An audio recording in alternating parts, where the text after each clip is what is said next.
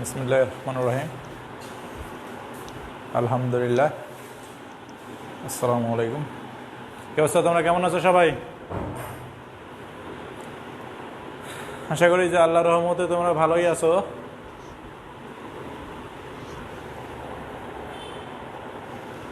তোমরা যারা অনলাইনে ক্লাস করতেছো, হ্যাঁ, তোমাদের নাম এবং রোল, তোমরা যারা অনলাইনে ক্লাস করতেছো তোমাদের নাম এবং রোল কমেন্টসে জানিয়ে দাও।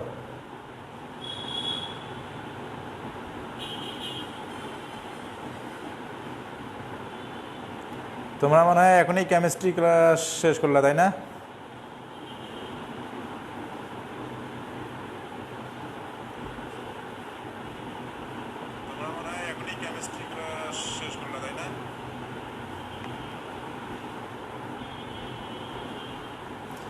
তোমরা কি সাউন্ড শুনতে পাচ্ছ? তোমরা কি সাউন্ড ক্লিয়ার শুনতে পাচ্ছ?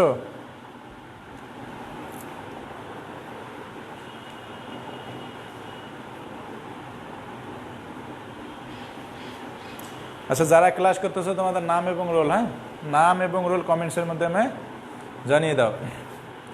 আচ্ছা, তোমাদের আমি এর আগে ক্লাস নিয়েছিলাম একটা, মনে হয় একটা ক্লাস হয়েছিল না? একটা ক্লাস হয়েছিল, একটা ক্লাস করাইছিলাম। আজকে অধ্যায় 2, আজকে অধ্যায় 2।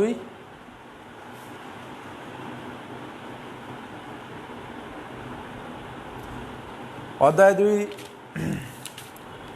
অধ্যায়ের নাম হচ্ছে একতলা দালান। হ্যাঁ, তাহলে একতলা দালান আজকে অধ্যায় নাম্বার 2 করাবো।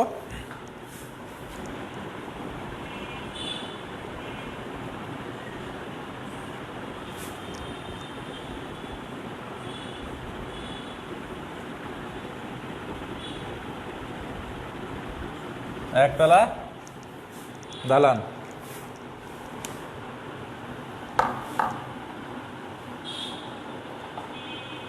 আচ্ছা, প্ল্যান কি জিনিস বলো? তোমরা তো সিভিল ইঞ্জিনিয়ারিং করতেছ, প্ল্যান কি জিনিস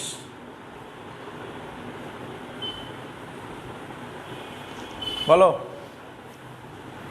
আচ্ছা দেখো, তোমরা যারা বোঝো তো ভালো, আর যারা বোঝো না বলতেছি শুনে নাও। প্ল্যান হচ্ছে কোনো একটা জিনিসের, সেটা হোক বিল্ডিং, সেটা হোক রাস্তা, হ্যাঁ, যে কোনো কিছুর ভূমিতে যে দৃশ্য, ভূমিতে কোনো কিছুর একটা জিনিস ভূমিতে আমরা বাস্তবায়ন করার জন্য বা প্রতিষ্ঠা করার জন্য বা দাঁড় করানোর জন্য, এটা ভূমিতে থাকলে কী রকম হবে, তার পারিপার্শ্বিক অবস্থা কী রকম হবে, দেখতে কী রকম হবে, সমস্ত ভিউটা একটা কাগজের মধ্যে, একটা ড্রয়িং শিটের মাধ্যমে আমরা কি প্রকাশ করে থাকি। তাহলে এই যে ড্রয়িং শিটে যখন কোনো কিছু ভূমিতে একটা কোনো স্ট্রাকচারের কি নির্মাণ হবে সেটা যখন আমরা ড্রয়িং করব, বিভিন্ন রেখার মাধ্যমে সেটা প্রকাশ করব, তখনই সেটাকে আমরা বলবো কি প্ল্যান বা ড্রয়িং। ঠিক আছে, অর্থাৎ প্ল্যান বলতেছে যে মাপটা কীরকম হবে, দরজা জানালা বা রুমের সাইজ কীরকম হবে এটা, আর এটাই যখন তোমরা একটা ড্রয়িং শিটে উপস্থাপন করবা তখনই সেটা হবে কি ড্রয়িং। অর্থাৎ প্ল্যান এবং ড্রয়িং একে অপরের সাথে সম্পর্কিত। প্ল্যান থেকে আসবে ড্রয়িং। আগে প্ল্যানটা মাথায় সেট করবা, তারপর কিসে করবা, ড্রয়িং শিটে সেটা অঙ্কন করবা। আচ্ছা, প্ল্যানের প্রয়োজনীয়তা আছে কি না? প্ল্যানের প্রয়োজনীয়তা কি? আমরা প্ল্যান কেন করব? প্ল্যান কেন করব? প্ল্যান করার তো একটা অবশ্যই উদ্দেশ্য আছে। এখন তোমার কাছে একটা ভূমি আছে, তোমার কাছে একটা ল্যান্ড আছে। এখন এই ল্যান্ডটা তোমরা তো প্রপার ইউজ জানতে হবে। তাহলে ল্যান্ডটা তোমরা কোনো একটা ল্যান্ডের মধ্যে তোমরা একটা বিল্ডিং নির্মাণ করতে চাচ্ছো, তোমার কাছে হিউজ ল্যান্ড আছে। এখন এই ল্যান্ডের মধ্যে কোন জায়গায় তোমরা বিল্ডিংটা উপস্থাপন করতেছো, কোন জায়গায় ব্যবহার করলে ভূমির তোমার সুষ্ঠু ব্যবহার হবে, এমন জায়গায় বিল্ডিংটা তোমরা ভূমির এমন জায়গায় বসাইলা সব দিক থেকে তোমার জমি, অর্থাৎ জমিটা মাইর খেয়ে গেল, তখন তো হবে না। অর্থাৎ প্ল্যানের কিন্তু প্রয়োজনীয়তা আছে। প্ল্যানের প্রয়োজনীয়তা হচ্ছে সুষ্ঠু একটা কি ভূমির বন্টন হবে। এখন ভূমির বন্টন যখন হবে, ভূমির ব্যবহারটাও তোমার সুষ্ঠুভাবে করতে পারতেছো, ভবিষ্যতে এর সম্প্রসারণ করতে পারবা। তারপর কি হবে, প্ল্যানের আরও একটা উদ্দেশ্য আছে স্বল্প খরচে পর্যাপ্ত সুযোগ সুবিধার ভিত্তিতে কক্ষের বিন্যাসকরণ। এখন ওই গ্রামে একটা কথা বলবে যে উত্তরমুখী ঘর, দক্ষিণমুখী ঘর, অর্থাৎ তুমি প্ল্যানটা যে করতেছো ভূমির মধ্যে একটা যখন বিল্ডিং করবা, এই বিল্ডিংটা কোন জায়গায় দিলে আলো বাতাস বেশি পাওয়া যাবে, কোন সাইডে তার দরজা জানালা করতে হবে, কোন সাইডে তার কী দিতে হবে, জানালা দিতে হবে, সেটা তোমার জানা রাখবে। তারপরে একটা দালানের কি থাকতে হবে, নিরাপত্তার ব্যবস্থা থাকতে হবে, স্যানিটেশন সহ রাস্তা এবং আলো বাতাসের ব্যবস্থা থাকবে। তাহলে একটা প্ল্যানের হিউজ প্রয়োজনীয়তা আছে, প্ল্যানটা তোমরা দেখে নিবা। প্ল্যানের খরচের হিসাব আছে। আচ্ছা, প্ল্যানিংয়ের উদ্দেশ্যটা কি? প্ল্যানিংয়ের উদ্দেশ্য কি? সাইট পরিদর্শন এবং পারিপার্শ্বিক অবস্থা অনুশীলন করতে পারবা। যখন একটা প্ল্যান থাকবে তখন তুমি ভূমিতে না গিয়েই, যখন একটা প্ল্যান থাকবে তোমার কাছে, তখন তুমি জমিতে পরিদর্শন না করেই তুমি বলতে পারবা যে এই জমিটার দৈর্ঘ্য এত, প্রস্থ এত, এটার কর্নারে বা সেন্টারে বা মিডিলে এই এত ফিট বা এত ফিটের একটা বিল্ডিং বসবে এবং অবশিষ্ট জায়গা ফাঁকা থাকবে। ঠিক আছে, তুমি একটা একটা স্পষ্ট একটা ভিউ পাবা। তারপরে কক্ষের মাপ পেয়ে যাচ্ছ তুমি প্ল্যান থেকে, কক্ষের যে বিল্ডিংটা করতেছো এর দরজা, রুমের মাপ কত, কিচেনের মাপ কত, টয়লেটের মাপ কত, সেটা তুমি জানতে পারতেছো। ঠিক আছে, আবার এর যে দরজা জানালা, যখন দরজা জানালা থেকে আইডেন্টিফাই করতে পারবা যে এর বাতাস এবং মানে বায়ু চলাচলের দিক, গতিটা কোন দিকে আসতেছে, সেটা তোমরা আলো বাতাসের যে বিষয়টা আছে সেটা তোমরা অবশ্যই কি বুঝতে পারতেছো। আবার কি বুঝতে পারতেছো, ব্যয়টা কম হবে না বেশি হবে, ওখান থেকে তুমি প্ল্যান থেকে কি করতে পারবা, এস্টিমেট করা, প্ল্যান থেকে এস্টিমেট করে এর ব্যয় সম্পর্কে জানতে পারবা। বসবাস, ঘুমানো, পড়াশোনার বিষয়, আর এটা সব একই জিনিস। হ্যাঁ, আচ্ছা, এখন দালান কি জিনিস? দালান কি জিনিস? দালান কাকে বলে? যেহেতু একতলা দালান, তাহলে এই দালান কি? হোয়াট ইজ দালান? হোয়াট ইজ দালান? তাহলে এই বিল্ডিং বা হোয়াট ইজ বিল্ডিং, এই বিল্ডিংটা কী জিনিস? যখন একটা নির্দিষ্ট ফ্রেম স্ট্রাকচার দ্বারা যদি সুন্দরভাবে সাজায় বলো, যখন বিম এবং কলামের মাধ্যমে একটা নির্দিষ্ট ফ্রেম তৈরি করে তার উপরিভাগ কি ছাদ দ্বারা বেষ্টিত করা হয়, তখন সেটাকে আমরা কি বলতেছি? বিল্ডিং বলতেছি। তখন আমরা কি বলতেছি? সেটাকে বিল্ডিং বলতেছি। এখন এই বিল্ডিং আবার কয় প্রকার? বিল্ডিং কয় প্রকার? তোমাকে যদি আমি বলি যে বিল্ডিং কয় প্রকার, বিল্ডিং আছে রেসিডেন্সিয়াল বিল্ডিং আছে এবং কি আছে, পাবলিক বিল্ডিং আছে। এখন রেসিডেন্সিয়াল বিল্ডিং কোনগুলা বলো তো? রেসিডেন্সিয়াল বিল্ডিং কোনগুলা? এই দালান বা বিল্ডিং, বিল্ডিং, এই বিল্ডিং কয় প্রকার? দুই প্রকার। একটা আছে রেসিডেন্সিয়াল বিল্ডিং, পাবলিক বিল্ডিং। আচ্ছা, আসো এখন এই রেসিডেন্সিয়াল বিল্ডিং কোনগুলা? রেসিডেন্সিয়াল বিল্ডিং কোন বিল্ডিংগুলোকে রেসিডেন্সিয়াল বিল্ডিং বলবো? অর্থাৎ বসবাসের উপযোগী যে বিল্ডিংগুলা, আবাসিক বিল্ডিং।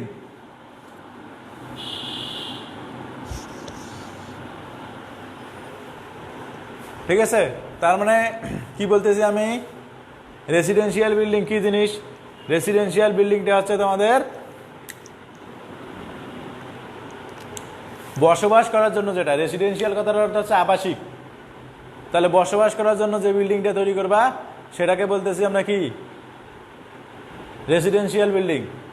এখানে শুধু বসবাসের জন্য। আর পাবলিক বিল্ডিং কোনগুলা? পাবলিক বিল্ডিং কোনগুলা? পাবলিক বিল্ডিং আমরা সেগুলোকে বলতেছি যেমন স্কুল, কলেজ, হসপিটাল, হ্যাঁ, বিভিন্ন মার্কেট, সেগুলোকে আমরা কি বলতেছি? Public building. সেগুলোকে আমরা কি বলতেছি? Public building. তাহলে পাবলিক বিল্ডিংয়ের মধ্যে কি কি থাকবে? মানে বিল্ডিংয়ের ধরন দুইটা, একটা পাবলিক, একটা রেসিডেন্সিয়াল। এখন এই পাবলিক বিল্ডিংয়ের মধ্যে আবার এই পাবলিক বিল্ডিংয়ের মধ্যে যে ভাগগুলো আছে, পাবলিক বিল্ডিং কোনগুলোকে বলতেছে? যেমন বিভিন্ন স্কুল, কলেজ, তারপরে তোমার থাকতেছে হসপিটাল, তারপরে বিশ্ববিদ্যালয়ে যে সেমিনার কক্ষ সেগুলা, তারপরে আবার তোমার থাকতেছে কি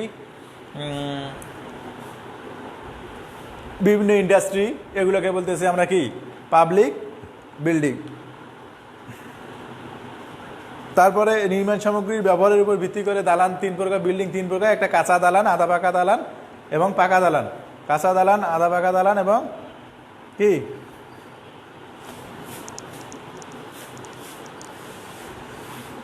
আচ্ছা একজন প্রশ্ন করছো যে পাইল কি জিনিস? মেহেদি প্রশ্ন করছো পাইল কি জিনিস? আচ্ছা পাইল হচ্ছে সেই জিনিস যে এলাকায় মাটির ভারবহন ক্ষমতা কম, অর্থাৎ মাটির ভারবহন ক্ষমতা বৃদ্ধির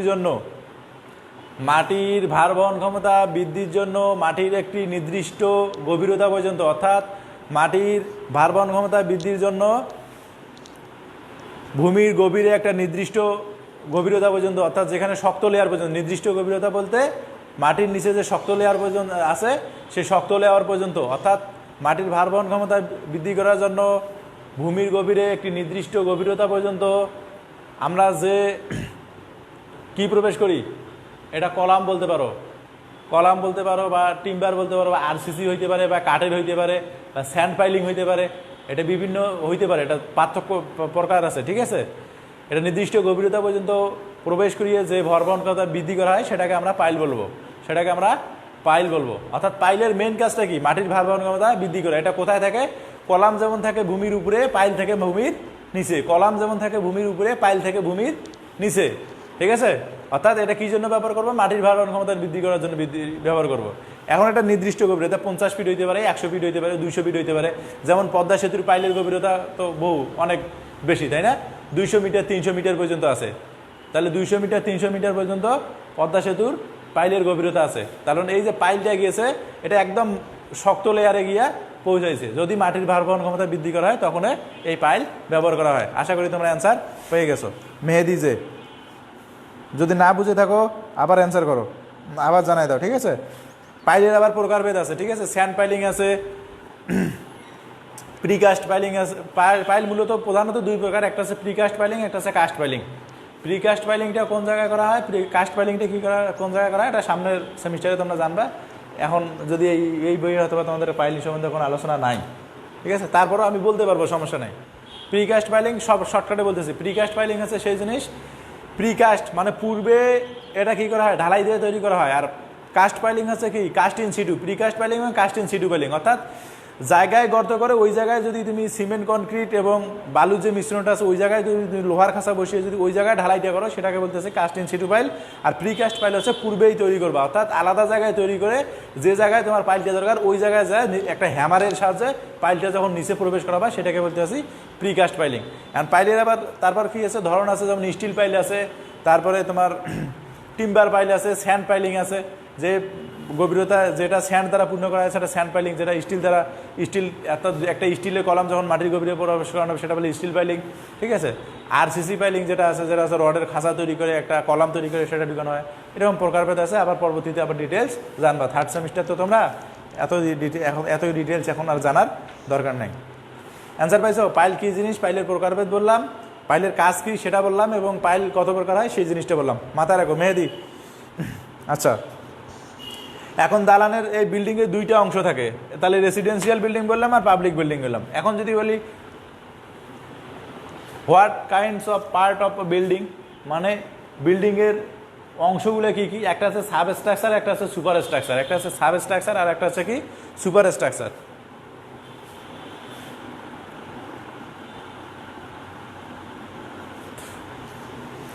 সাব স্ট্রাকচার কী জিনিস, অর্থাৎ ফুটিং থেকে পিএল পর্যন্ত যেটা সেটাকে আমরা বলতেছি কি প্লিন্থ লেভেল পর্যন্ত, প্লিন্থ লেভেল থেকে বটম পর্যন্ত যেটা সেটা বলতেছি আমরা সাব স্ট্রাকচার। আর সুপার স্ট্রাকচার আমরা বলতেছি কোনটাকে, প্লিন্থ লেভেল থেকে ছাদ পর্যন্ত। প্রথমে একটা তোমার কি থাকবে, সোলিং থাকবে, তারপরে সিসি থাকবে, ঠিক আছে।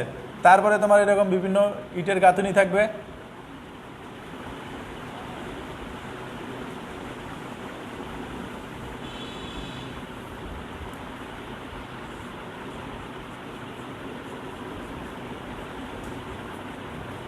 এটা বলতেছে জিএল, গ্রাউন্ড লেভেল। আর এই যে এটা প্লিন্থ লেভেল, অর্থাৎ যে জায়গায় তোমার মেঝেটা ঢালাই হবে, ঠিক আছে, এই যেটা এটাকে বলতেছি আমরা প্লিন্থ লেভেল, এটা হচ্ছে পিএল।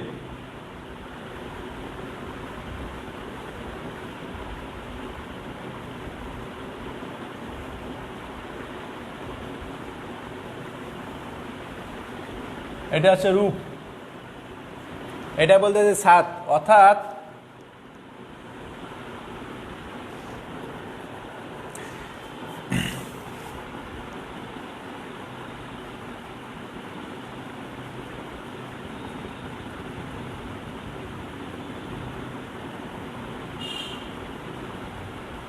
এই যে দেখো, তাহলে মানে এই যে গ্রাউন্ড লেভেল থেকে বটম পর্যন্ত, ফুটিং এর বটম পর্যন্ত যেটা, সেটাকে বলতেছি আমরা কি, সরি, এই যে প্লিন্থ লেভেল থেকে একবারে ফুটিং এর বটম পর্যন্ত যেটা, সেটা বলতেছি আমরা সাবস্ট্রাকচার, অর্থাৎ সাবস্ট্রাকচার বলতে নিচের যে অংশটা সেটাকে, আর সুপার মানে কি উপরে, সাব মানে নিচে, তাহলে সুপার স্ট্রাকচার বলতেছি প্লিন্থ লেভেল থেকে ছাদের টপ পর্যন্ত, ছাদের যে টপ পর্যন্ত, এটাকে আমি বলতেছি কি, এইটাকে বলতেছি সুপার স্ট্রাকচার, এটা হচ্ছে সাব স্ট্রাকচার, আর এটাকে বলতেছি সুপার স্ট্রাকচার। তাহলে একটা আছে সাব স্ট্রাকচার আর একটা আছে সুপার স্ট্রাকচার, ঠিক আছে। তাহলে প্লিন্থ লেভেল থেকে বটম পর্যন্ত সেটাকে বলতেছি আমরা সাব স্ট্রাকচার, আর প্লিন্থ লেভেল থেকে একবারে টপ পর্যন্ত, এখানে যদি প্যারাপেট ওয়াল থাকে তাহলে একটা প্যারাপেট ওয়ালের টপ পর্যন্ত হবে, আর যদি প্যারাপেট ওয়াল না থাকে তাহলে আমরা কি ছাদ পর্যন্ত, এটাকে বলতেছি সুপার স্ট্রাকচার। তার মধ্যে মাঝে এটা লিন্টেল থাকবে, এটা হচ্ছে লিন্টেল, ঠিক আছে। দালানের অংশ দুইটা। তারপরে যে সাবস্ট্রাকচারের অংশ কি কি সেটা লিখে দিয়েছি। সাবস্ট্রাকচার প্রথমে আছে কি সোলিংয়ে, তারপর হচ্ছে সোলিংয়ের কাজ, সিসি এর কাজ, তারপর এটা ইটের গাঁথনির কাজ, তারপর তোমার কলাম হবে, ঠিক আছে। তার মানে কি কি দেখতেছে, ফাউন্ডেশনের বেস থাকবে, মানে এই যে বেস যেটাকে বলতেছে, এটা ফুটিংয়ের বেস, ফুটিংয়ের বুনিয়াদের ফুটিং, তারপরে গ্রেড বিম, তারপর কলাম, তারপর প্লিন্থ এবং মেজে, পাঁচটা, এটা মনে রাখবা। কয়টা, এই যে ফুটিংয়ের বেস লেভেল, তারপরে ফুটিংয়ের কি হবে, বুনিয়াদের যে স্ট্রাকচার, বুনিয়াদ মানে কি স্ট্রাকচার, এই স্ট্রাকচারের যে ফুটিংটা আছে, এই ফুটিং লেভেল, তারপরে গ্রাউন্ড লেভেল পর্যন্ত আছে, তারপরে গ্রাউন্ড লেভেল থেকে প্লিন্থ লেভেল পর্যন্ত, এই মাঝের অংশটুকু যেটাকে বলতেছি সেটা। কারণ এই গ্রাউন্ড লেভেল বলতে কি, এই যে প্লিন্থ লেভেলে আসিতে তোমার কি হবে, গ্রাউন্ড লেভেলে আসি তোমার ইয়ে হবে, গ্রেড বিম হবে, ঠিক আছে। গ্রাউন্ড লেভেলে আসি গ্রেড বিম হবে, তাহলে গ্রেড বিম থাকবে, কলাম থাকবে, আবার প্লিন্থ এবং ফ্লোরের মাঝে থাকতেছে পাঁচটা অংশ, এই পাঁচটা অংশ বলতেছি সাবস্ট্রাকচারের অংশ। আর সুপার স্ট্রাকচারের অংশ কি কি থাকবে বলো তো, সুপার স্ট্রাকচারের অংশ কি কি থাকবে, এই যে ছাদ থাকবে, লিন্টেল থাকবে, তারপর কি থাকবে, আর কি কি থাকতে পারে বলো তো। আচ্ছা, এটা একটা বিল্ডিং দেখবা, মনে মনে দেখবা আর কল্পনা করবা, তোমরা যে ইমেজ পলিটেকনিকে পড়ো, এখানে আসি দেখবা যে এই সুপার স্ট্রাকচারে কি কি আছে, এই যে ছাদ আছে, তারপরে দরজা আছে, জানালা আছে, তারপরে লিন্টেল আছে, ঠিক আছে, তারপর কি আছে, সিঁড়ি, দুইতলা যে উঠবে, কি দ্বারা, কিসের মাধ্যমে উঠবে, সিঁড়ি দ্বারা উঠবা, সেই সিঁড়ি থাকবে, এই জিনিসগুলো জানা যাবে। তাহলে সাব স্ট্রাকচার দালানের কয়টা অংশ, সাব স্ট্রাকচার কী জিনিস, সুপার স্ট্রাকচার কী জিনিস, সেটা তোমাদের বলতে হবে, জানতে হবে। সাব স্ট্রাকচারের প্যারাপেটের উচ্চতা সর্বোচ্চ কত হইতে হবে, 1 মিটার হইতে হবে। প্যারাপেটের উচ্চতা সর্বোচ্চ কত হইতে হবে, 1 মিটার হইতে হবে। সানসেট 45 সেন্টিমিটার হতে হবে, আর কার্নিশ হচ্ছে 60 সেন্টিমিটার। সানসেট কোথায় দেওয়া হয়, হ্যাঁ, সানসেট কোথায় দেওয়া হয়, আর কার্নিশ কোথায় দেওয়া হয়।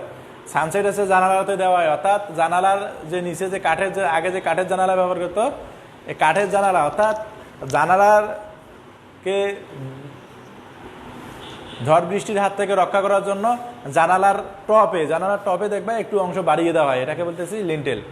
আর কার্নিশ হচ্ছে ছাদের উপরে দেওয়া হয়, কার্নিশ দেওয়া হয় ছাদের উপরে, ঠিক আছে।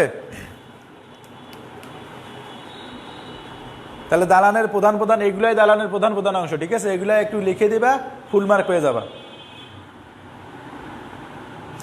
প্যারাপেট কি স্যার, প্যারাপেট ওয়াল বুঝো নাই, এই যে ছাদ, এইটা হচ্ছে তোমার ছাদ, তাই না। এখন এই যে ছাদের উপরে যখন চারিপাশে যে রেলিং দেওয়া হয় না, এইটা সর্বোচ্চ হবে 1 মিটার। এই 1 মিটার পর্যন্ত ছাদের যখন চতুর্দিকে যখন কি দেওয়া হবে, রেলিং দেওয়া হবে, সেটাকে আমরা কি বলি, প্যারাপেট। প্যারাপেট ওয়াল বুঝছো তো? অর্থাৎ ছাদের উপরে উঠছো, ছোট বাচ্চা উঠতে পারে, ছোট বাচ্চা কেন, বড় মানুষের তো উঠতে পারে, আমরা উঠতে পারি, যদি কোনো কারণে যেন পা পিছলে পড়ে না যায়। অর্থাৎ প্রোটেকশনের জন্য ছাদের একদম টপ ফ্লোরে প্রোটেকশনের জন্য যে ওয়াল 1 মিটার হাইট পর্যন্ত যে ওয়াল দেওয়া হয়, অনেকে রেলিং দেয়, স্টিলের রেলিং দেয়, যেটাই দাও, ইটের গাঁথনি দাও বা রেলিং দাও অথবা স্টিলের লোহার তুমি দাও, এই প্রান্ত বরাবর যে 1 মিটার পর্যন্ত হাইট পর্যন্ত যেটা দেওয়া থাকে সেটাকে আমরা বলতেছি প্যারাপেট। ঠিক আছে, এটা পরীক্ষাতে আসে যে প্যারাপেট ওয়ালের হাইট কত, তখন এটা তোমরা 1 মিটার লিখে দিবা। ঠিক আছে, প্যারাপেট ওয়ালের হাইট কত, 1 মিটার। তাহলে একটা বিল্ডিংয়ের অংশ দুইটা, একটা হচ্ছে সাব স্ট্রাকচার, একটা হচ্ছে সাব স্ট্রাকচার, আর একটা হচ্ছে সুপার স্ট্রাকচার। সাব স্ট্রাকচারের অংশ 5টা, সুপার স্ট্রাকচারের অংশ আছে 5টা। সাব স্ট্রাকচারের অংশের মধ্যে কী কী থাকবে, সুপার স্ট্রাকচারের অংশের মধ্যে কী কী থাকবে? সাব স্ট্রাকচারের অংশের মধ্যে থাকবে ফুটিংয়ের যে বেজ আছে, তারপর বুনিয়াদের ফুটিং আছে, তারপরে আছে তোমার গ্রেড বিম থাকবে, কলাম থাকবে, আর প্লিন্থ লেভেল, গ্রাউন্ড লেভেল থেকে প্লিন্থ লেভেল পর্যন্ত। এই 5টা গেল তোমাদের সাবস্ট্রাকচার অংশ। আর সুপার স্ট্রাকচারের মধ্যে কী কী থাকবে? সুপার স্ট্রাকচার ছাদ থাকবে, সিঁড়ি থাকবে, লিন্টেল থাকবে। ছাদ থাকবে, সিঁড়ি থাকবে, লিন্টেল থাকবে, তারপরে কী থাকবে?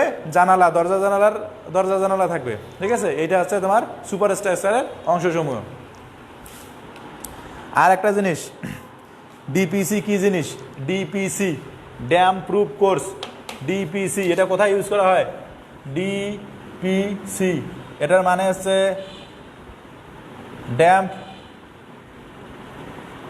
Proof course. Dam proof course, এই ড্যাম প্রুফ কোর্স কোথায় দেওয়া হয়? ড্যাম প্রুফ কোর্স কোথায় দেওয়া হয়? এটা দেখবা, এই যে এই বরাবর দেওয়া হয়, এই যে প্লিন্থ লেভেল আছে না, এই যে প্লিন্থ লেভেল আছে, এই প্লিন্থ লেভেলের উপরে 1 ইঞ্চি বরাবর, 1 ইঞ্চি থিকনেস, অর্থাৎ প্লিন্থ লেভেলের উপরে 1 ইঞ্চি থিকনেসের যে পাতলা একটা স্তর দেওয়া হয়, এই থিকনেসটা কি 1 ইঞ্চি। 1 ইঞ্চিতে কী দেওয়া হয়? এখানে পাটলো ব্যবহার করা হয়। এটা কেন দেওয়া হয়? ডিপিসি আর্দ্রতা প্রতিরোধ করার জন্য। কিসের জন্য? আর্দ্রতা প্রতিরোধ করার জন্য। অর্থাৎ ভূমি থেকে যে গ্রেড বিমটা দিবা, গ্রেড বিমটা তো পানি শোষণ করবে, পানি যে পানিটা শোষণ করবে, তাহলে ইটও তো পানি শোষণ করে। এখন এই ইট যেন পানি শোষণ করে, নিচের যে মাটি যে ভেজা থাকে, এই ভেজা মাটিগুলো ভেজা মাটি থেকে পানি চুয়ে যেন শোষণ করে যেন উপর পাশে উঠে ইটের জন্য, ওয়ালের জন্য ক্ষতি কিনা করতে না পারে, রঙের জন্য কোনো ক্ষতি করতে না পারে। অর্থাৎ আর্দ্রতা প্রতিরোধ করার জন্য যে স্তরটা দেখা দেওয়া হয় সেটাকে বলা হয় ড্যাম প্রুফ কোর্স। আর এই ড্যাম প্রুফ কোর্স থিকনেস হয় 1 ইঞ্চি। ড্যাম প্রুফ কোর্সের থিকনেস 1 ইঞ্চি, এটা মনে রাখবা। আচ্ছা,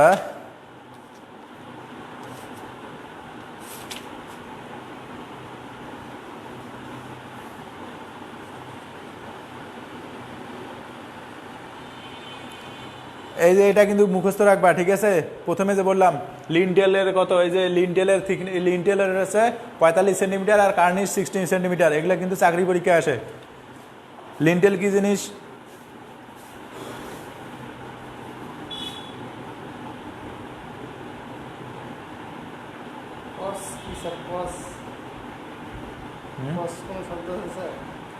বুঝে নাই আচ্ছা, প্যারাপেটের অ্যান্সার দিছি।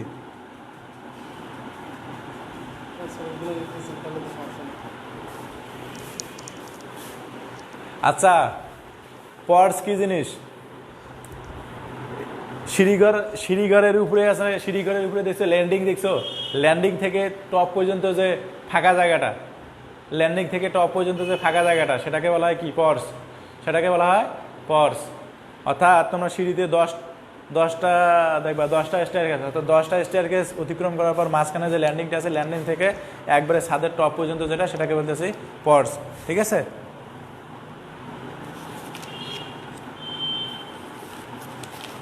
আচ্ছা কার্নিশ তো বলে দিছি, লিন্টেলও বলে দিছি। আচ্ছা, লিন্টেল তো কোথায় দেওয়া হয়? প্রত্যেকটা তোমরা যে বাসায় বসবাস করতেছো সে বাসায় লিন্টেল আছে। অর্থাৎ লিন্টেল তোমার কত মিটারে? দরজা এবং জানালা কি আটকানোর জন্য, অথবা এটা দুইটা কাজ করে। এক, দরজা জানালা চৌকোটা আটক করবে। 2 নম্বরে যেটা আছে দরজা, তুমি যখন দরজা এবং জানালা লাগবে, তোমাদের মাস্ট বি লিন্টেল লাগবে। আচ্ছা, এই যে লিন্টেলটা দেওয়া যে হয়, লিন্টেলটা দেওয়ার আর একটা উদ্দেশ্য আছে। একটা ওয়াল তোমার কত ফিট হয়? 10 ফিট, একটা বিল্ডিংয়ের ফ্লোর থেকে টপ পর্যন্ত উচ্চতা 3.15 মিটার বা 10 ফিট। এখন এই যে 10 ফিট উচ্চতা যখন তুমি এই একটানা গাঁথনি করবা, সেক্ষেত্রে এই ওয়ালটার শক্তি কমে যায়। এই জন্য মাঝ বরাবর দেখবা যে বিভিন্ন বড় বড় 20 ফিট 30 ফিট যে ওয়ালগুলো আছে, এগুলো দেখবা যে মাঝে মাঝে গ্রেড বিম দিয়ে লিন্টেল দিছে। তাহলে এই যে লিন্টেল দেওয়ার কথা, এক, দরজা জানালার ক্ষেত্রে উপকার লাগবে, আর 2 নম্বরে আছে এই ওয়ালটার যে স্ট্রং স্ট্রেংথ শক্তি, এই শক্তিশালী করার জন্য লিন্টেল ব্যবহার করা হয়ে থাকে। ঠিক আছে? আর লিন্টেল যদি তুমি না দাও তাহলে কেমন কি হবে বলো তো? এইটা মনে করো লিন্টেল, এইখানে যদি তুমি লিন্টেল না দাও, মেইন কাজটা দেখো, এইখানে যদি তুমি লিন্টেল না দাও, এইখানে যখন তুমি এইখানে যখন দরজার জন্য ফাঁকা রাখবা, এটা জানালা, এই জানালার জন্য তুমি এই জায়গাটা যখন ফাঁকা রাখবা, তখন তোমার কি হবে বলো তো? এই জানালার উপরে তো আবার ইটের গাঁথনি হবে না? তাহলে এই ইটের গাঁথনিটাকে আটক করবে কে? এই লিন্টেল। ইটের গাঁথনিটাকে আটক করবে কে? লিন্টেল না দিলে তো তুমি ফাঁকা জায়গাটা তো আটক করতে পারবে না। এই জায়গায় আসি তো ফাঁকা, এই জায়গাটা কি দ্বারা আটক করবা? আচ্ছা, দরজা তো একবারে টপ থেকে এই পর্যন্ত, এটা লিন্টেল, এই যে এটা হচ্ছে দরজা। তাহলে এই যে এটা যে দরজা হইলো, তাহলে দেখো তো, এটা যে দরজা হলো, তাহলে এই দরজার উপরে যে ইটের গাঁথনি উঠেছে সেটা ধরে রাখবে কে? অনেক ক্ষেত্রে দেখবা অনেক বাসার মালিক বা অনেকে করে, জাস্ট এই দরজা যতটুকু জায়গায় দরজা আছে বা যতটুকু জায়গায় জানালা আছে, ওইটুকু জায়গায় 2 সাইড বরাবর কি দেয়? লিন্টেল দেয়। কিন্তু আবার অনেক বাসায় দেখবা যে সম্পূর্ণটা একেবারে অল রাউন্ড করে দেয়, সম্পূর্ণ ওয়ালে রাউন্ড করে দেয়। সেটাকে আমরা বলতেছি কি? লিন্টেল। তাহলে লিন্টেল দেওয়ার উদ্দেশ্য, লিন্টেল কি জিনিস, লিন্টেল কেন দেই, এর উদ্দেশ্য, প্রয়োজনীয়তাটা কি জিনিস, আশা করি তোমরা এখন লিখতে পারবা। আমি যেভাবে বললাম এভাবে মনের মাধুরী মিশিয়ে তোমরা বেসিক থেকেই জিনিসগুলো দিবা। এক, লিন্টেলের উপরের গাঁথনির ভার বহন করার জন্য, লিন্টেলের দরজা জানালার উপরে, আরও সহজ ভাষায়, দরজা জানালার উপরের যে গাঁথনি আছে সেটার ভার বহন করার জন্য, ওয়ালটাকে শক্তিশালী করার জন্য, এবং দরজা জানালাকে আটকানোর জন্য। ঠিক আছে? তাহলে এটা হচ্ছে লিন্টেল কি, লিন্টেলের প্রয়োজনীয়তা কি সেটা দেখবা। সানসেট কি জিনিস সেটা তো বলে দিছি। ভেন্টিলেটর কি জিনিস? ভেন্টিলেটর কাকে বলে?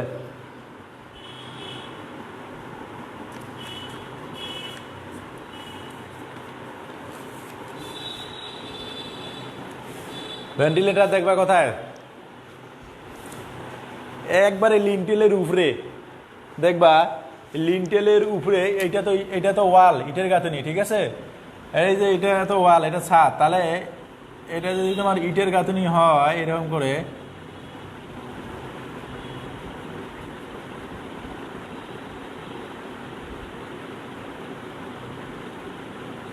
এই যে এটা যদি ইটের গাঁথনি হয়, তাহলে এই যে লিন্টেলের উপরে ছাদের নিচে এই যে মাঝে দেখবা যে একটু ফোকো রাখা হয়। এই যে কালো যে অংশটা দেখতেছ, হ্যাঁ, এটা তো গাঁথনি আছে, ইটের গাঁথনি আছে। এই গাঁথনিটাতে কালো অংশটুকু কি দৈর্ঘ্য প্রস্থ বরাবর এটা একটু ফাঁকা রাখা হয়। তারপরে কোথায় লাগবে? ওই টয়লেটে, বাথরুমে দেখবে, বাথরুমের উপরে দেখবা যে একটু ফাঁকা রাখা হয়। এই ফাঁকাটুকু কেন রাখা হয়? পর্যাপ্ত আলো বাতাস, রুমের মধ্যে পর্যাপ্ত আলো বাতাস আসার জন্য যে ছোট যে ফোকর রাখা হয় বা ফাঁকা রাখা হয়, সেটাকে আমরা বলতেছি কি? হ্যাঁ, ভেন্টিলেটর। সেটাকে আমরা বলতেছি কি? ভেন্টিলেটর দেখবা ছাদেও দেওয়া হয়। হ্যাঁ, তারপর দেখবে এখানে ছাদের প্রকারভেদ আছে। কয় প্রকার ছাদ আছে? একটা স্লোপ ছাদ, ফ্ল্যাট রুফ, আর আছে কার্ভ রুফ। তোমরা যারা ক্লাস করতেছো নাম এবং রোল কমেন্টসে জানিয়ে দাও। হ্যাঁ,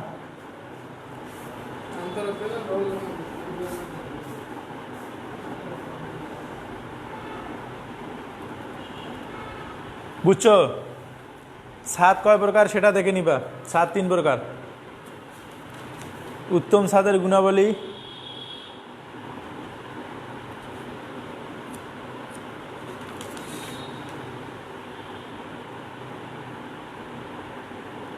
এই যে এখানে আর একটা ইম্পর্টেন্ট প্রশ্ন আছে। হ্যাঁ, আচ্ছা, কোপিং কি জিনিস?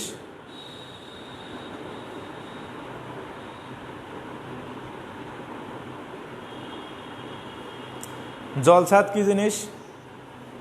জলছাদ এবং কোপিং। আচ্ছা, জলছাদ হচ্ছে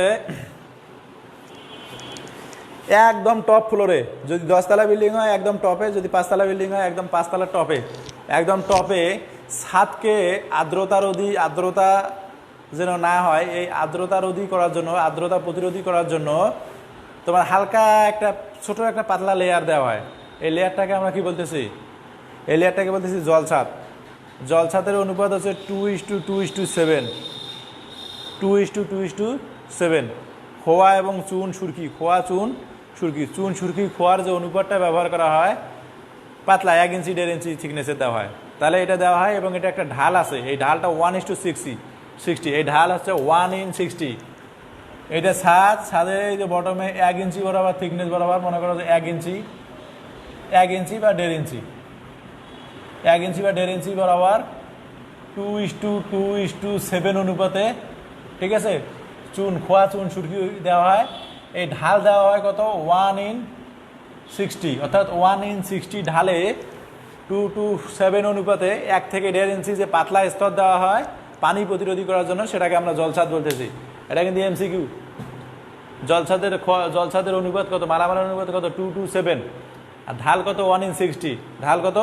1:60। আর কোপিং কি জিনিস? কোপিং কোথায় দেওয়া হয়? বাউন্ডারি ওয়াল দেখছো? বাউন্ডারি ওয়ালের উপরে, বাউন্ডারি ওয়ালের টপে দেখবা, বাউন্ডারি ওয়ালের টপে, বাউন্ডারি ওয়ালকে পানি প্রতিরোধী করার জন্য বা আর্দ্রতার হাত থেকে রক্ষা করার জন্য, ঝড় বৃষ্টির হাত থেকে রক্ষা করা, মানে বৃষ্টির পানি হতে রক্ষা করার জন্য বাউন্ডারি ওয়ালের টপে এইরকম করে দেখবা ছাদের মতো করে দেয়। এটা যদি বাউন্ডারি ওয়াল হয়, এটা যদি বাউন্ডারি ওয়ালের থিকনেস হয়, এই দেখবা ছাদে এইরকম করে দেওয়া হয়, ঠিক আছে। অথবা অনেকে এইরকম করে দেয়, এটা যদি বাউন্ডারি ওয়াল হয়, এই যে বাউন্ডারি ওয়ালের টপে এইরকম করে দেয়, ঠিক আছে, দিয়ে ওই উপরে তার কাটা দেয় বা কোনো কিছু দেয়। এক নাম্বারে হচ্ছে কি, উপরে ওই বাউন্ডারি ওয়ালের উপরে কোপিং দেওয়ার অর্থ এখানে অনেক ক্ষেত্রে কাঁচের টুকরা থাকবে, হ্যাঁ, লোহার ব্রেক গেড়ে দেবে। 1, নিরাপত্তার জন্য ব্যবহার করা হয়। 2 নাম্বার নিজের ওয়ালটার সেফটির জন্য, ওয়ালকে আর্দ্রতা রোধী করার জন্য, অর্থাৎ পানি পরে যেন ওয়ালটা ড্যাম না হয়, সেই বাউন্ডারি ওয়ালটাকে রক্ষা করার জন্য কোপিং দেওয়া হয়ে থাকে। সিঁড়ি সম্পর্কিত কিছু কারিগরি শব্দ আছে, যেটা দেখবা। ট্রেড কি জিনিস, রাইজ কি জিনিস, গোয়িং, তারপরে ল্যান্ডিং, ফ্লাইট, সোপিট, ঢাল, লাইন অফ নোজিং, এটা দেখে নিবা। হ্যান্ডেল, ব্যালাস্টার।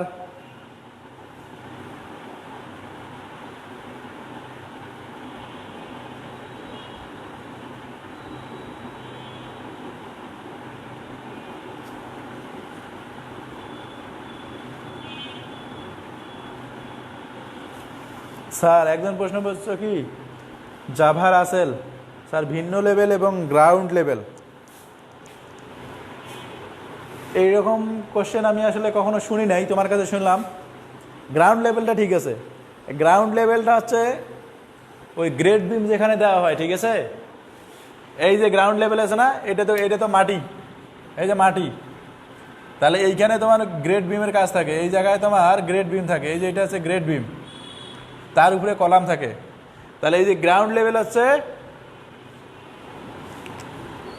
তোমার গ্রেড বিমের অর্ধেক থেকে, গ্রেড বিম আছে, গ্রেড বিমের অর্ধেক পরিমাণ মাটি কাটা হয়, অর্থাৎ গ্রেড বিমের অর্ধেক থেকে একবারে ফুটিংয়ের বটম পর্যন্ত যেটা, সেটাকে বলতেছি আমরা কি, গ্রাউন্ড লেভেল। অথবা তুমি আর একটা ভাষায় বলতে পারো যে ফুটিংয়ের বটম থেকে গ্রেড বিমের সেন্টার পর্যন্ত, ফুটিংয়ের বটম থেকে, এই যে এটা বুনিয়াদ বা ভিত্তি, বাংলা যদি বলো ভিত্তি, অর্থাৎ এই ভিত্তির তলদেশ থেকে গ্রেড বিমের সেন্টার পর্যন্ত যে হাইট, সেটাকে বলতেছি আমরা কি,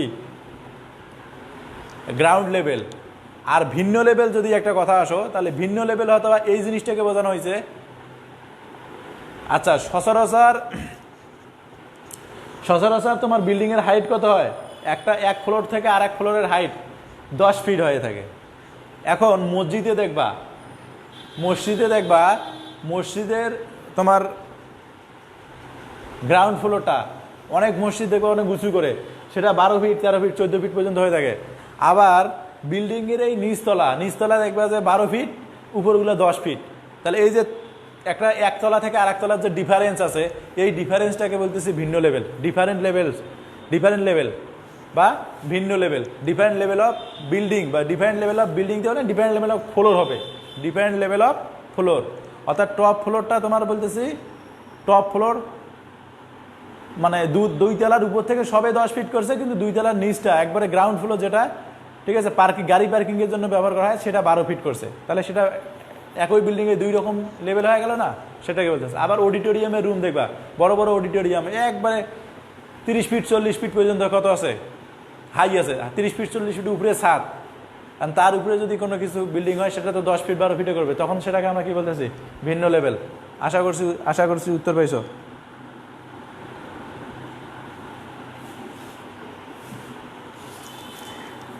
আচ্ছা, এই সিরিজ শ্রেণী বিভাগ, হ্যাঁ সিরিজ শ্রেণী বিভাগ, এটা অবশ্যই এটা বিভিন্ন চাকরি পরীক্ষা আসে। এটা আবার ভাইভা পরীক্ষা ধরা আছে কত প্রকার সিঁড়ি আছে। একটা আছে একমুখী সিঁড়ি, একটা আছে ডগ লেগ সিঁড়ি, ওপেন ওয়েল সিঁড়ি, জিওমেট্রিক্যাল সিঁড়ি, বৃত্তাকার সিঁড়ি এবং বাইফারকেটেড সিঁড়ি। এই শ্রেণী বিভাগগুলো দেখে নিবা, শ্রেণী বিভাগ দেখে নিবা।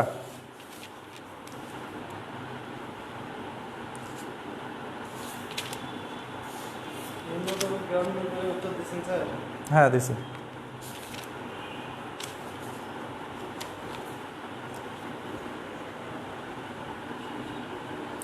আচ্ছা দেখো, এই অধ্যায় শেষ। এখন তোমাদের কি কি পড়া লাগবে অতি সংক্ষিপ্ত এবং সংক্ষিপ্ত প্রশ্নগুলো লিখে দিচ্ছি। হ্যাঁ আচ্ছা, অতি সংক্ষিপ্ত এবং সংক্ষিপ্ত প্রশ্ন মুখে বলে দিচ্ছি, লিখে নাও। দেখো যারা ক্লাস করতেছো, অতি সংক্ষিপ্ত প্রশ্ন,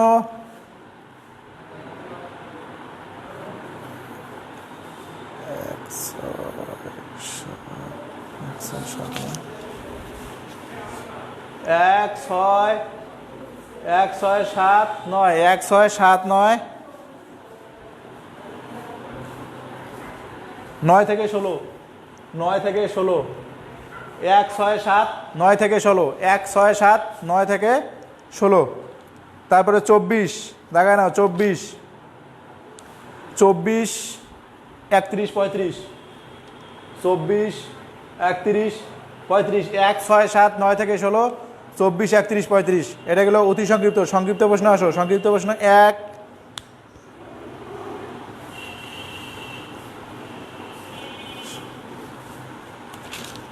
থেকে 8, সংক্ষিপ্ত 8টায় করবা।